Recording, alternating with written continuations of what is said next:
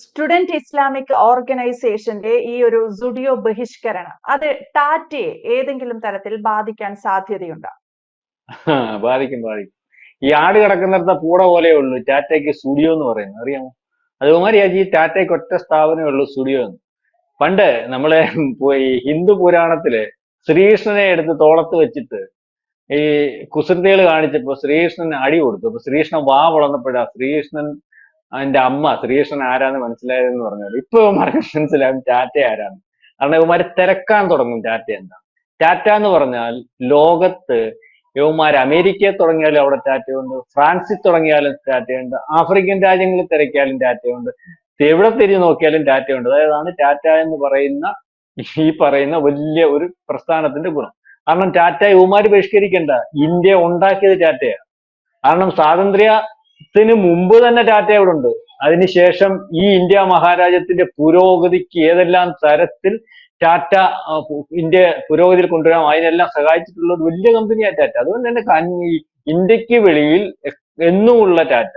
കാരണം ടാറ്റയുടെ പബ്ലിസിറ്റിക്ക് വേണ്ടി അല്ലെങ്കിൽ പല കമ്പനിയും ടാറ്റയുടേതാണെന്ന് പറയുന്നതിന് പോലും തയ്യാറാവാത്ത ഒരു വലിയ കമ്പനിയാണ്. അതുകൊണ്ട് തന്നെയാണ് കഴിഞ്ഞ ദിവസം ഞാൻ ഒരു ടോക്കിൽ പറഞ്ഞത്, ടാറ്റയുടെ ആസ്തികൾ ഒന്നിച്ചു കെട്ടി ടാറ്റ ലോകത്തെ ഏറ്റവും വലിയ ആസ്തിയുള്ള കമ്പനിയാണെന്ന് കാണിക്കാൻ പോലും തയ്യാറാവാത്ത ഒരു വലിയ കമ്പനിയാണ്. അപ്പൊ ഞാൻ ഈ പറഞ്ഞു വന്നത്, ഇപ്പൊ തന്നെ കഴിഞ്ഞ ദിവസം ചർച്ചയല്ലോ, റഫേലിന്റെ ബോഡി നിർമ്മിക്കുന്നതിന് ടാറ്റയാണ്.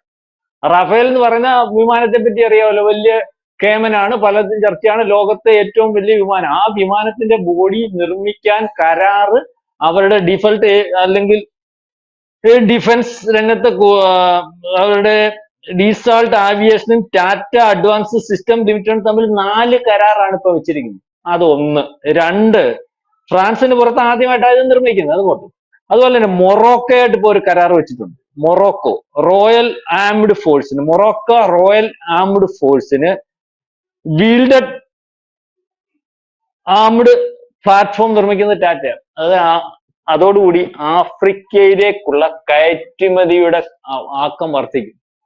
അതായത് ഈ അവിടുത്തെ ഈ സേനയുടെ നിർമ്മാണ രംഗത്തേക്ക് ടാറ്റ കടക്കുകയാണ്. അപ്പം അതുപോലെ അമേരിക്കയിലുള്ള ഈ ജനറൽ ഇലക്ട്രിക്കൽ ആൻഡ് കമ്പനി എന്ന് പറയുന്ന കമ്പനിയുമായിട്ട് ടാറ്റ നേരത്തെ ടൈപ്പ് ഉണ്ട്. അതും ഈ പറയുന്ന പോലെ ഈ വലിയ വലിയ ആയുധ നിർമ്മാണ കമ്പനിയും അല്ലെങ്കിൽ അത്തരത്തിൽ അതിന്റെ ബോഡികളൊക്കെ നിർമ്മിക്കുന്ന കമ്പനിയാണ്.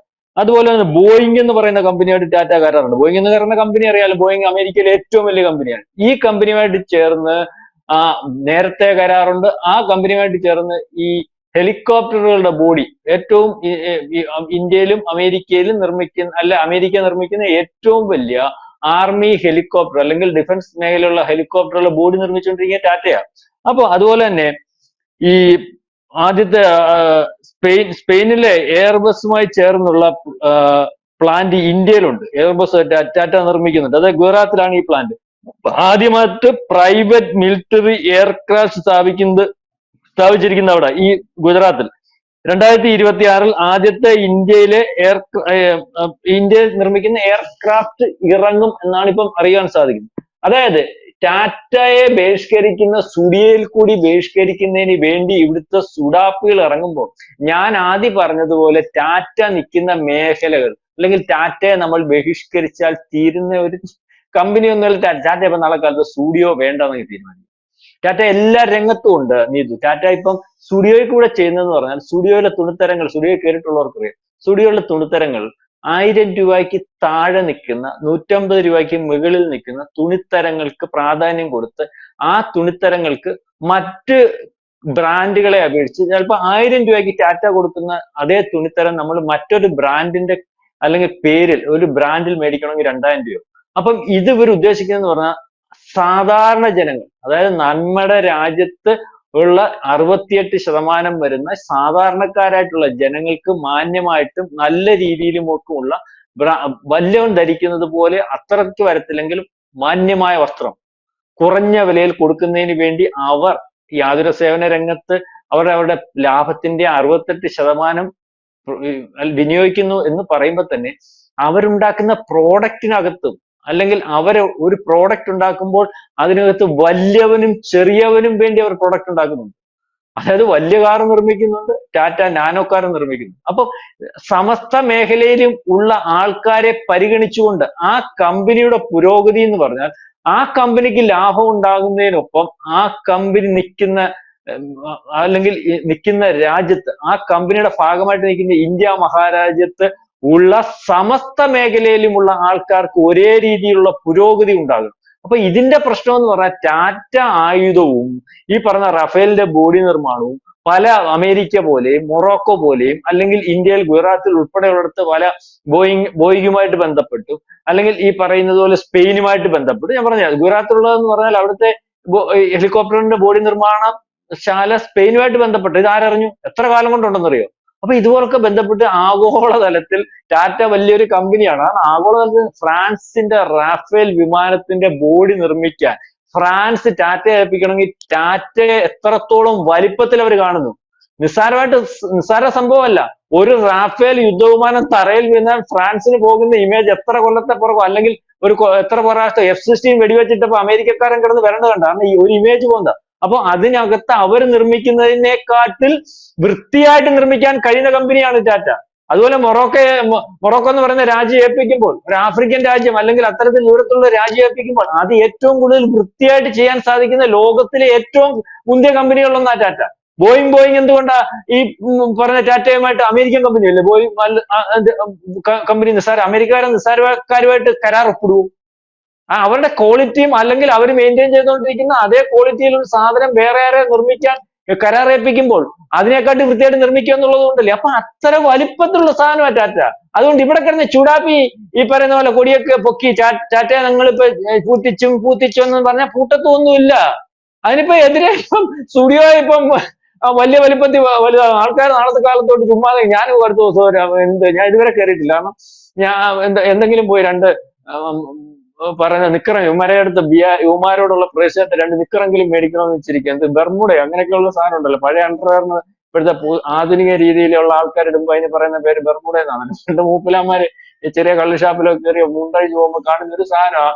അന്ന് വരയൻ അണ്ടർവെയർ എന്ന് പറയും. അടുത്ത സാധനം ഇപ്പൊ ഈ ബെർമുഡ എന്ന് പറഞ്ഞുകൊണ്ട് ഇപ്പോഴത്തെ പിള്ളേരെ റോഡിൽ ഇട്ടുകൊണ്ട് നടക്കുന്നത്. അപ്പൊ പേര് മാറ്റി എന്നുള്ളതേ ഉള്ളൂ. അന്ന് ഈ കള്ള് ഷാപ്പിൽ പോകുന്നവൻ ഇടുന്നോണ്ട് അണ്ടർവെയറും ഇപ്പൊ ഈ കാശുള്ളവൻ ഇടുന്നവനും അതിന്റെ പേര് ബെർമുഡ എന്നുവാ.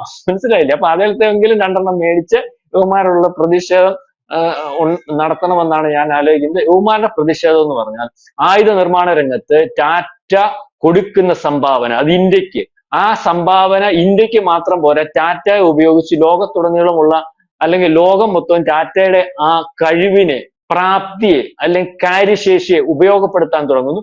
അപ്പൊ ലോകത്തിലെ ഏറ്റവും മുന്തിയ കമ്പനികളിലും അല്ലെങ്കിൽ ലോകം ഉറ്റുനോക്കുന്ന ഒരു കമ്പനിയുമായിട്ട് ടാറ്റ മാറുന്നു. ഇന്ത്യയുടെ ആയുധ വ്യാപാരവും ആയുധത്തിന്റെ ശക്തിയും ഒക്കെ സിന്ധൂറിന് ശേഷമാണ് തിരിച്ചറിഞ്ഞത്. അപ്പൊ ഇത്തരത്തിലൊരു കമ്പനിയും അദാനിയും ഒക്കെ ഇതിന്റെ പുറകിലുണ്ട്. അപ്പൊ അവരെ അങ്ങ് ബഹിഷ്കരിച്ച് അല്ലെ ഇന്ത്യ അങ്ങ് തീർത്തേക്കാവുന്നുള്ള ഒരു അല്ലെങ്കിൽ അതിന്റെ ഒരു അമർഷം നമ്മൾ പറയുന്നത് ഒന്നും നടത്തില്ലെങ്കിലും ഉമാരെ കാണുമ്പോ ഒന്ന് മൂളിയെങ്കിലും കേൾപ്പിക്കത്തില്ല ചില ആൾക്കാർ. മുറുമുറുക്കുന്ന കണ്ടിട്ടില്ല ചില ആൾക്കാർ, ഒന്നും ചെയ്യാൻ പറ്റാത്തവർ നമ്മൾ അടുത്തൂടെ പോകും എന്ന് പറഞ്ഞ ഉറുമാർ കിടന്ന് മുറുമുറുക്കാവുന്നേ ഉള്ളൂ. അല്ല ടാറ്റയുടെ രോമത്തിൽ തൊടാനും ടാറ്റയെ ഒന്ന് നോക്കാനും ഒന്നും ഈ സുഡാപ്പികൾക്കും അല്ലെങ്കിൽ മറ്റുള്ളവർക്കും കഴിയത്തില്ല. ഇപ്പൊ തന്നെ തീരുമാനിച്ചിരിക്കുന്നു സ്റ്റുഡിയോ പൂട്ടാൻ. സുഡാപ്പികൾ തീരുമാനിച്ചിട്ടുണ്ടെങ്കിൽ സ്റ്റുഡിയോ പൂട്ടത്തില്ല. 1000 സ്റ്റുഡിയോകൾ ഇന്ത്യയിൽ ഉണ്ടാകും അല്ലെങ്കിൽ ഉണ്ടാക്കും, ആവശ്യകത കൂട്ടും എന്നുള്ള രീതിയിലേക്കുള്ള സ്റ്റുഡിയോയും ടാറ്റയും സംരക്ഷിക്കുന്നതിന് വേണ്ടി ഇന്ത്യയിലെ രാജ്യസ്നേഹികൾ അല്ലെങ്കിൽ ദേശസ്നേഹികൾ ഇറങ്ങിയിരിക്കുന്നു എന്നാണ് നമ്മൾക്ക് കിട്ടുന്നത്. എന്തായാലും സുഡിയോയെ പൂട്ടിക്കുമെന്ന സ്റ്റുഡന്റ് ഇസ്ലാമിക് ഓർഗനൈസേഷന്റെ പദ്ധതികൾ നടപ്പിലാവില്ല. സുഡിയോ ടാറ്റയ്ക്കുള്ള ഒട്ടനവധി ബിസിനസ് സ്ഥാപനങ്ങളിൽ ഒന്ന് മാത്രമാണ് സുഡിയോ. അതല്ലാതെ ഈ തരത്തിൽ ഈ ഒരു സ്ഥാപനത്തെ മാത്രം ഉന്നം വെച്ച് ഏതെങ്കിലും തരത്തിൽ ടാറ്റയ്ക്കെതിരെ ഒരു പ്രതിഷേധം നടത്തിയത് കൊണ്ട് ടാറ്റ എന്ന് പറയുന്ന ഭീമൻ വ്യാവസായിക രംഗത്ത് അവരുണ്ടാക്കിയിരിക്കുന്ന ഒരു ഇൻഫ്ലുവൻസിന് യാതൊരു കോട്ടവും സംഭവിക്കാൻ പോകുന്നില്ല എന്നതാണ് വ്യക്തമാണ്. Thank you Prashant sir.